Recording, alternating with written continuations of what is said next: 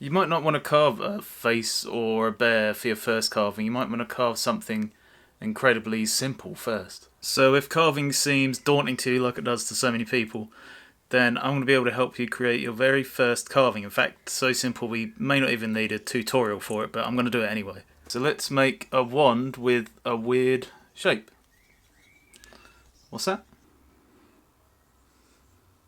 No, what? We can't do that. Wow, that was rude. So we're starting with a piece of limewood which is 2 centimeters by 2 centimeters by 26 centimeters, or about 3/4 inches by 3/4 inches by 10 1/4 inches. If you want the template for this wand and a couple of other weird looking ones, they're on my Gum Rage shop for free. Link down in the description. I would say you don't really need the template, but I'm using it in case people want to create the same one. So let's trace around the template and start slicing. I like to use the template to trace on both sides of the wood. That way we have references on the front and on the back, which will help us get a more accurate shape. Just make sure to reverse the template when tracing on the other side and try to keep them in the same place. I'm using the bottom of the piece of wood for reference. This is a Mora 120 knife. You could use any knife you have, but this is the one I have and I like it. Normally I'd cut this excess off with a saw to save time, but we'll use just a knife for this tutorial. We'll start at the pointy end of the wand and just create a simple V-cut, which is one of the most used and one of the most useful cuts in whittling, I'd say. Before we continue, I just want to say please be careful with your knife. Keep your eye on the cuts and go slowly. You don't have to rush or anything. If you feel like you need to use a protective glove or a thumb guard, which look like this, then please feel free to do so. And now let's get on with the carving. Making these V-cuts will also help you learn about grain direction. We've got to cut down the slopes, not up them. If we start cutting up the slopes in this manner, then we split off a big chunk of wood here, which we don't want. So we want to slice it off. I also like to start on the corners of the wood because they're easier to cut. There's less material for the knife to go through, so there's less resistance. Then we can thin down the sides to match up. Another thing I'd like to say is if you're uncomfortable with holding the piece of wood when cutting, especially when coming back with a cut like this towards your hand, there's no reason why you can't just put it down on your bench, maybe clamp it down if you want to, and then use your knife like this, or keep your hand a bit further back down the wood here, rest it down on your bench, then you can come in like this. Just watch out for your thumb.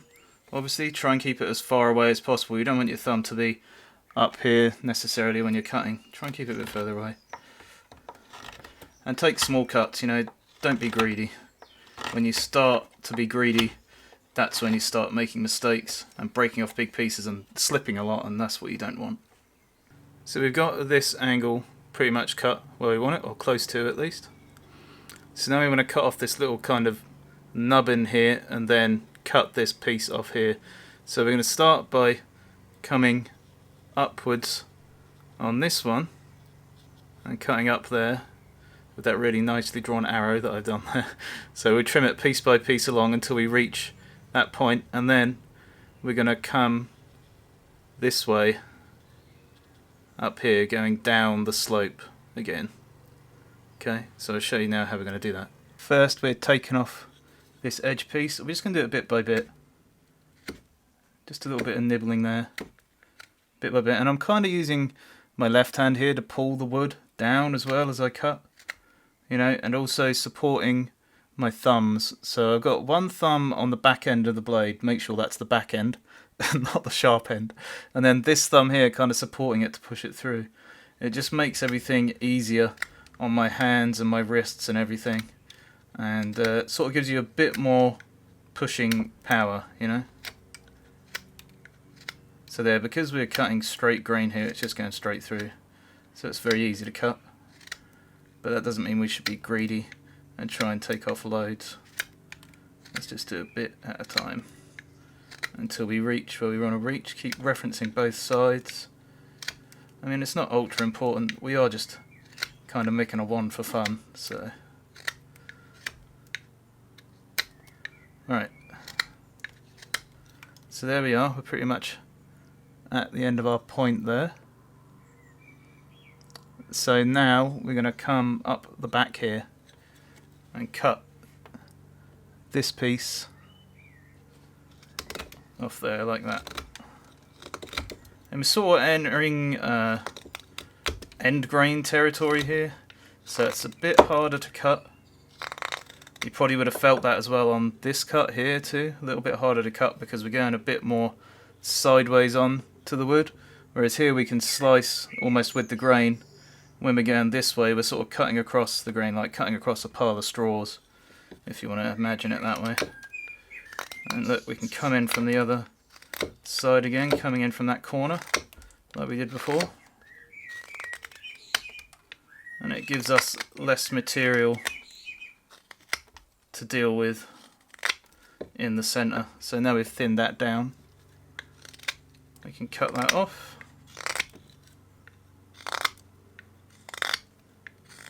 Would like to stress a sharp knife is quite important for this sort of thing, especially when you're cutting end grain.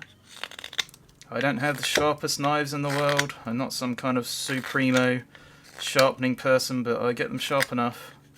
I'm always trying to improve my technique, but the sharper the better, I would say. Leads to fewer accidents, smoother cuts, smoother finishes, you know. So there, we've pretty much got our shape now. So now we're going to work further down the wand like we did before. So cutting on the corners, bringing it down, and now we're a bit further down the wand. You could actually cut away from yourself twice if you wanted to. So cut away from myself there, then I can spin the wand around and cut away from myself again. Since we have a bit to hold on to, it's a bit awkward, but if you prefer it that way, then do it that way, you know. So we've got this kind of silhouette cut out now on both sides. What we'll do is just continue down here, so we'll use our V cut there and a little V cut down there, and then just sort of trim off the end just to keep the silhouette going, and then we'll come back and start thinning pieces down before then we start making the actual shape. So you might have already gathered how I'm going to do this bit, but I'll show you anyway. So we need another V cut here at the bottom of this sort of ball section we got, and to come back again. So something like that. Then we want to do the same on the opposite side. Something like that. And then we can trim down here like this. In fact, we should be coming the other way because this line is slowly sloping down. We should be coming the other way, so we should be cutting from this direction. Once again, watch out for your thumb here. Just take little bits off. If you're not comfortable with it, just take little bits off at a time, something like this, you know. Don't have to go crazy. If you feel like the wood is resisting a little bit, like it is for me a tiny bit, either take smaller cuts off or cut from the other direction. It might just be that the grain is slightly orientated in a different way than it feels like it is. You know, and then keep working down to that edge.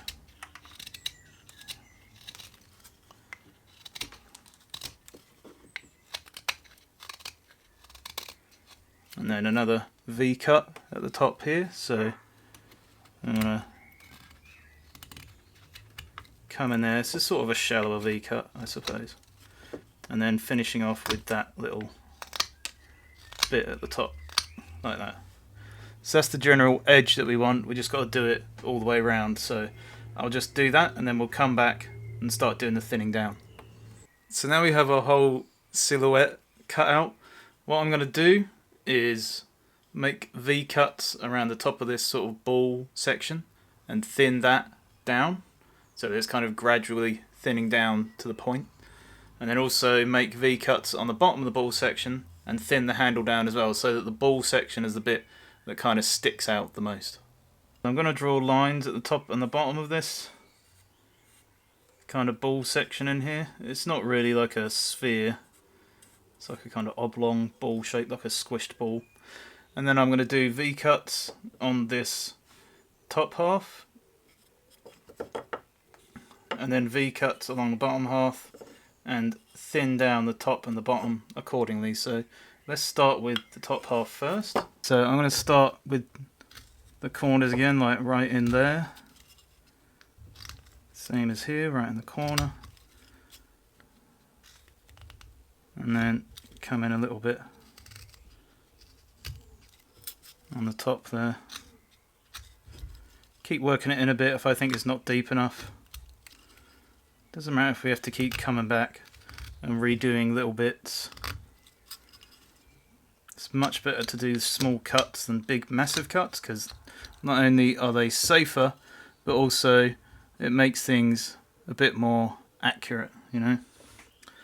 So work will be more accurate with lots of small cuts than it will be with sort of big sweeping cuts. And I guess maybe in the long run it's less strain on your hands. I know it's more cuts, but you're straining a lot less, and the more you strain to push a cut through, the worse it is, because it's harder on you, and also if you slip, that's when you get accidents, that's when you cut yourself and stuff like that. So we've pretty much done that now. Just a little bit more on the inside here to cut away. And on this side. Then we can start thinning down this top piece. So you could draw some kind of angled line down here if you wanted to. You could go bigger and then getting smaller like this, and do it for the other side as well, something like that. Or you could just guess it, and I think what we'll do mostly is guess it, because it's our wand and I'll make it however I want to make it,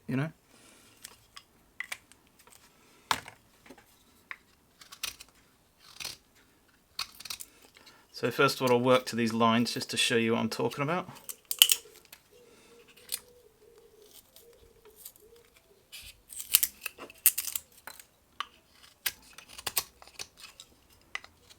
Come down to the end.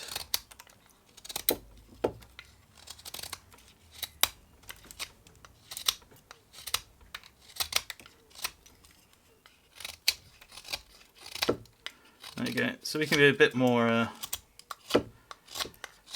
cavalier on this, but we can get a bit more into it. We're cutting away from ourselves. We don't have to be too accurate. So don't have to worry too much about what's going on. There you go. So that's basically the thinning down that I'm going to do there. Then I'm going to switch over the other side and do it there too. And then when that's all done, we'll do something to the handle to thin that down as well. So I've thinned this top section down, and I've done the nice V-cuts on the bottom here. What I'm actually going to do now is, rather than trying to thin this down, I'm just going to start the rounding over process. So we're sort of in the last stages now. So what I'm going to do really is just start rounding this handle over until it feels nice. So we'll probably start doing something like this. What I like to do is take away all the corners first. So cut away all the corners, make it a kind of, let's see, an octagon shape. Alright, so if we cut away all these corners, if I just do this quickly so I can make my point, then we have a kind of octagon shape, right, which is how you'll see lots of people making spoons, for example. They'll cut it in a kind of octagon and then keep smoothing it down, or sometimes just keep the kind of octagon looking shape. It's totally up to you, do whatever you want. This is just to show you that carving can be pretty simple if you want it to be, and also to just go your own way, do your own thing. Don't be afraid to cut something a bit different than what people are showing you to make. Go your own way a little bit, make your own stuff. So I'm just going to keep rounding that off. Once again, watch out when you're pulling towards yourself.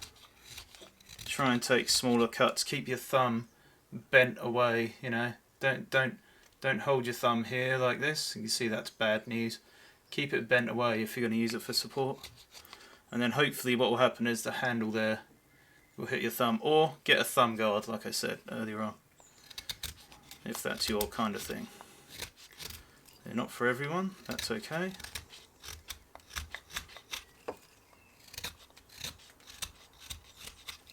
So you can see we started the rounding over process, and we'll just keep going round and round and round and round. So as you can see, I've kind of rounded the handle, just really roughly. I mean, it depends what kind of thing you like. Sometimes I quite like the rough style, but if you want to keep trimming it off and taking it down bit by bit, just do it nice and slowly. Control cuts. Try and get a long kind of cut if you can, but you know, you can still do lots of little cuts like this. And try and just attack the peaks. So the bits that look like mountains, the bits that are sticking up high, try to attack those. That's usually the way to go about doing it, to smoothing it down. And then, you know, if you want it even smoother than that, then you can go onto your sandpaper and your scrapers and your stuff like that. So I tend to not do that. I like the knife texture.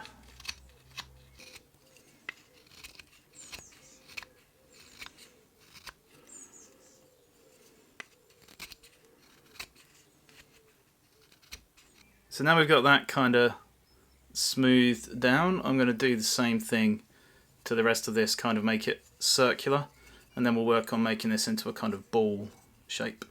Time to work on the cylindrical part of this, so we'll do what we did on the handle. Do the kind of octagonal thing, so take off all the corners. Once again, if you're feeling resistance, like that sort of snapping off rather than slicing off, then you need to come back from the other direction. Okay. Mine is, but not so much that it's really that bad. I can fix it later with some smoothing out. So there's our octagonal sort of shape there. And what I'm going to do is bring it round this way, hold it, pull that stuff off. And what I'm going to do is just use a little motion like this. So I'm going to cut and then spin the piece around in my hand and cut like that, keep coming around, try to make a circle on there.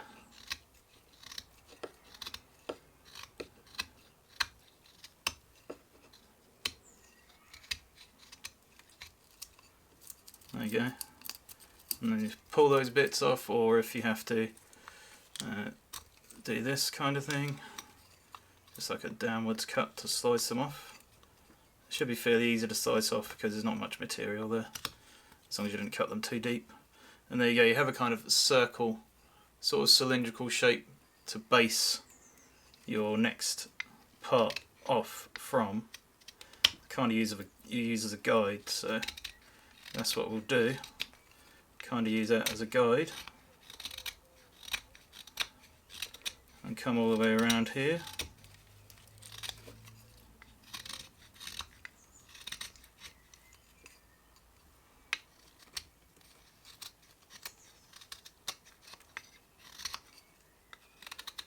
Try and get rid of these flat planes where you've got a flat plane like that.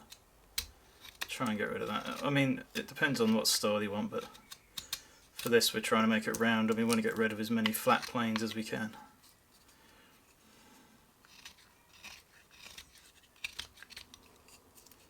Right, I'm going to come down this way for this one. There you go, so now that bit's already getting there, roundness wise, so we just want to copy that along the rest of here, and then I'll show you how that looks when we're done. So now we've kind of rounded all this stuff everywhere we want to. We have this sphere in the middle that I want to trim down before we start cleaning everything up. Well, it's not really a sphere, but it's kind of spherical shape, like a squished sphere. Squished sphere. And what I like to think of is the highest points when I'm making something like this. So one of the high points is there, another one is there. It's basically in the center of these bits all the way around. So now I want to cut a curve round so that those points kind of meet, you know, kind of curve them round so they meet, and that will help me on the way to making the sphere. So that's the first stage I like to think of, and that's how we're going to start it. Okay, so I'm going to start by doing this, trimming this away piece by piece.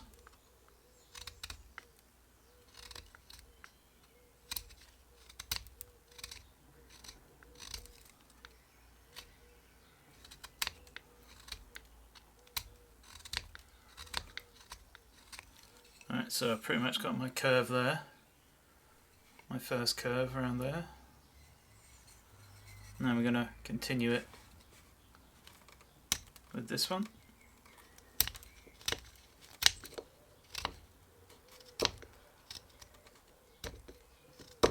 Curve around to there, curve around to here, keep going.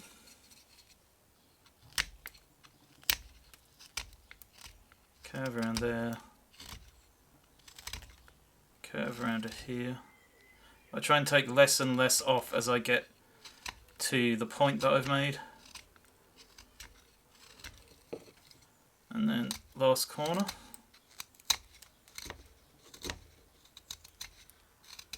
Curve around to there. Right, now let's just cut off those marks that we made.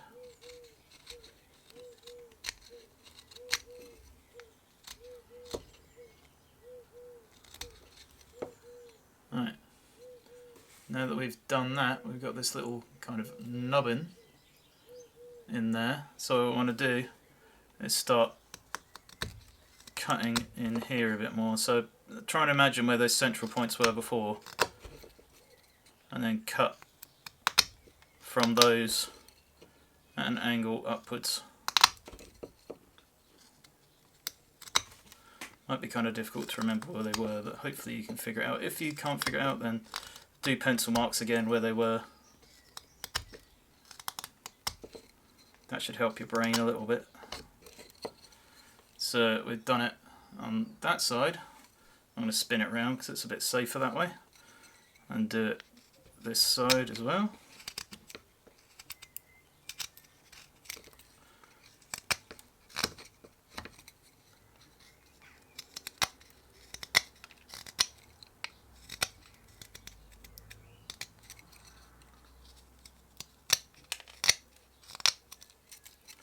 Okay, so now you can see we've got that kind of ball shape in there. We just need to slowly work it the way we want it. So once again, it's all about trimming little bits off.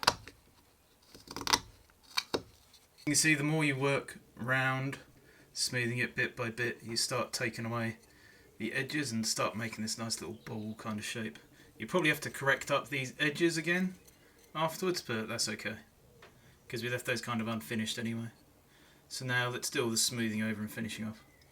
Smoothing over and finishing off can actually be kind of tricky, because you're trying to get those final cuts on there to finish everything off. So you're sort of coming up to all these edges where you're getting all these little scraggly bits, and you're having to keep cutting back and forth and back and forth and back and forth. So you see we've cut once there, then I'm going to come up here, cut those off, but there's still a little bit of stuff going on there, so I'm going to come back here, you know, and then do it again. And I guess the idea is just to keep getting smaller and smaller till you cut all the bits off. But I would say, since it's your first carving or one of your first carvings, maybe don't be too precious about it, move on to the next one, you know. But it really depends how you work. Some people like to make things as perfect as possible before they move on. Some people don't. But I think there's a lot to be said for practicing a lot over maybe fussing a lot, you know. So it might be helpful if you just get this one done to a level that you're fairly happy with, and then move on to another carving. And now, instead of a Patronus spell, I'm going to use a Patreon spell. Well, I thought it was funny. Patreonus! Thanks to Scott Gordon, who is my latest patron, my first half Jaffa patron. Thanks, Scott.